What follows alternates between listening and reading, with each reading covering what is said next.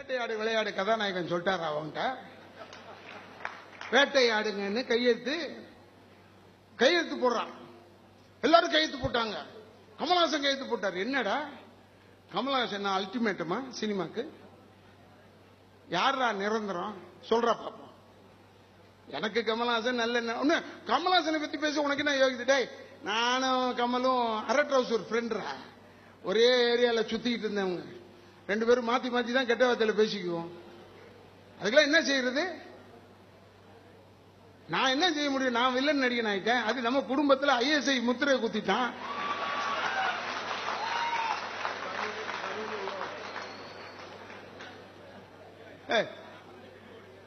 நான் ஏசுநாதர் வேஷம் போட்டு வந்தா கூட ஜனங்க என் உறுப்பினர்களே கேட்பாங்க, என்ன ராதா ரவி என்ன போய் வேசுநாதர்?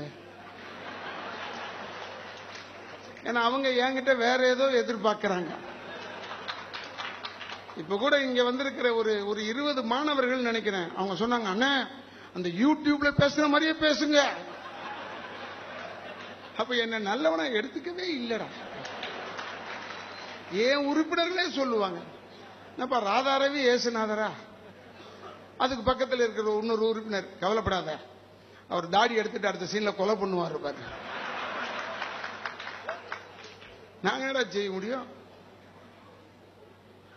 அச்சமில்லை அச்சமில்லைன்னு ஒரு படம் என்ன கதாநாயகனா போட்டாரு காலஞ்சென்ற பாலச்சந்தர் சார் அவர்கள். நான் சொன்னேன், எல்லா நன்மையும் பண்ணிருக்கீங்க சார், என்ன ஹீரோவை போடாதீங்க. ஏன்டான்னு சார், எங்களை பார்த்தா வில்லனா தான் சார் நினைப்பான்.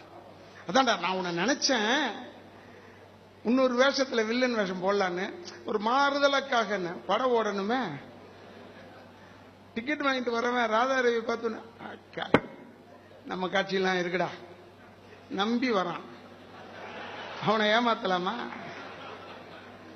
இதுல ஆச்சரியம் என்னன்னா, நான் நடிச்ச ஒரு சில படங்களை தான் கதாநாயகன் நான் நடிச்சு பார்த்தேன், வேலைக்கு ஆகல. ஏன்னா ஒரே பொண்ணை விரும்பணுமா, அப்புறம் அவங்க அப்பா அம்மாவை போய் கேட்கணுமா, இந்த வேலையெல்லாம் கொடுத்தாங்க. இதெல்லாம் ரொம்ப கஷ்டங்க. நான் வில்லனாவே பண்றேன். யார வேணாலும் விரும்பலாம், அப்பா அம்மா கிடையாது, எனக்கு பிரச்சனையே இல்லாம இருக்கு. இவன் அதனால படத்தை நினைச்சுக்கிட்டு வாழ்க்கையில அன்றைக்கு பாரு இதே இடத்துல ஒரு 10 ஹீரோ பேசியிருப்பான்னு நினைக்கிறேன். 10 பேருமாடா ஒரே வில்லனை பத்தி பேசுறது? ஒரே வில்லன் ராதாரவிடா. அதான் நான் சொன்னேன், நான் தாண்டா ஹீரோ, நீங்க எல்லாம் வில்லன்ரா. இப்ப என்ன பத்தியும் பேச்சுறாப்பா. உங்க எலெக்ஷன் அஜெண்டா என்ன? உங்க எலெக்ஷன் எதுக்காக நடத்துறீங்க? ராதாரவி கெட்டவத்தில் பேசுற, இதுவாடா அஜெண்டா? இதெல்லாம் எதுக்கு சொல்லணும்? விளையாட்டுக்கு சொல்லல. நாங்க இப்ப ஏறத்தாழ 850 பேருக்கு மேல் வந்திருக்கிறார்கள். ஒன்னும் வந்துகிட்டு வேற இருக்காங்க. இவங்க கையெழுத்து போட்டு இதே மாதிரி உள்ள கூப்பிட்டாங்க. எனக்கு அப்பவே சந்தேகம், தேடி பாடுறான்னு சொல்லிட்டேன். புடிச்சிட்டோம். அத கையெழுத்து போட்டதுல ராம்போ ராஜ்குமார் ஒரு பெரிய ஃபைட் மாஸ்டர், அவர் கையெழுத்து போட்டிருக்காண்டா காடா காமிச்சு. அவர் கையெழுத்து இருக்கு, ராம்போ ராஜ்குமார் கையெழுத்து இருக்கு. அவர் செத்து 7 வருஷம் ஆச்சுறான். எப்படி 2ஆம் தேதி கையெழுத்து போட முடியும்? அவர் தம்பி என்கிட்ட இருந்து, அண்ணா எங்க அண்ணன் செத்து 7 வருஷம். ஏன்டா அழுவுற? உயிரோட கொண்டாந்துருக்காங்க இல்ல. இது மாதிரி எத்தனை செத்தவன் கையெழுத்து அதுல இருந்தது யாருக்குடா தெரியும்? எனக்கு தெரிஞ்சது ராம்போ ராஜ்குமார் பிடிச்சிட்டேன். நான் எதுக்கு சொல்றேன்னா, ஒரு சிலர் உங்ககிட்ட உங்க தாழ்மையா கேட்டுக்கிறேன், சகோதர பாசத்தோட கேட்டுக்கொள்கிறேன். நான் ரொம்ப நேரம் பேச மாட்டேன்னு சொன்னேன். ஏன்னா எனக்கு நியாயமா பேசுனா பேசுவேன். இந்த வாய்ப்புக்கெல்லாம் பயந்தெல்லாம் பேச மாட்டேன். சினிமா வேணான்னு நினைச்சுதான்டா எந்த போராட்டத்திலையும் ராதாரவி இறங்குவான். சினிமா வேணாம் நமக்கு. ஏன்னா இவங்களை ஒடுக்கணும்னா சாட்டை எடுக்கணும், பயப்படவே கூடாது எதுக்கும். அவங்க வாய்ப்பு தராங்க, இவங்க வாய்ப்பு தராங்க. அவனுக்கே வாய்ப்பு இருக்கா இல்லையான்னு தெரியல.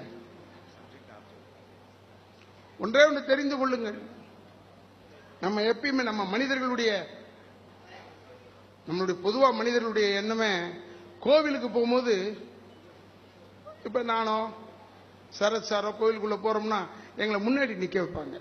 சாமியாண்ட. இப்படி கும்பிடுறோம் பாருங்க, பின்னாடில இருந்து ஒருத்தன், எப்பா சாமி தெரியலப்பா எங்களுக்கு, மறைக்காத. இவன் தான் கடவுள் செக்ரட்டரி மாதிரி சொல்லுவான். சரிடா நாங்க தலையை அப்படி பின்னாடி எடுத்துருவோம். கற்பூரம் ஏத்துவானிய கத்தனாம் பாரு, அவன் கண்ணை திறக்கவே மாட்டான், மூடிடுவான் கண்ணை, சாமியை பார்க்கவே மாட்டான் அவன். அவனுக்கு அப்ப வந்து சப்ஜெக்ட் வந்துருது, ஆப்ஜெக்ட விட்டான். அதற்காக சொல்கிறேன், நம்முடைய எண்ணங்களுக்காக சொல்கிறேன். நீங்க தயவு செய்து ஏதோ பணம் தருகிறார்களே, 10,000 ரூபாய் தருகிறார்கள், ராதாரவி உழைப்பை எதிர்த்து அப்பப்ப திட்டி பார்த்தாங்க. சரத் சார வேலைக்கு ஆகல, குடுறா ராதாரவி நம்மள, நீ தொட்ட இடமே டேஞ்சர்டா, புலி வாழ்றா. நான் எதுக்கு சொல்றேன்னா,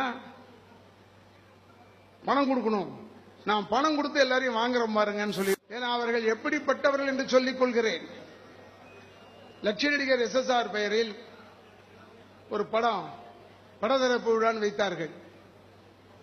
நான் தெரியாம கேட்கிறேன், லட்சுமி நடிகர் செத்த உடனே எவனாவது ஒருத்த வந்தீங்களாடா, எவனாவது ஒரு ஆள் வந்தீங்களாடா SSR சாவுக்கு? நான் ஆஸ்பத்திரியில இருந்து வந்து பார்த்தா என்னுடைய தலைவர் அங்க நிற்கிறாரா தலைமாட்டில், அவர்தான்டா நிக்கிறாருங்க. உடனே 5 லட்சம் ரூபாய் நான் தருகிறேன்னு சொன்ன ஒரே மனிதன் எங்களுடைய தலைவர் சரத்குமார் அவர்.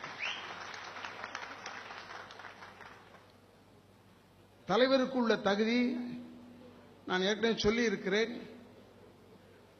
ஏன்னா வெளியூர்ல இருந்த அவ்வளவு நன்றி உள்ளவர்கள். 122 வாக்குகளில் 97 வாக்கு நமக்கு விழுந்திருக்கிறது.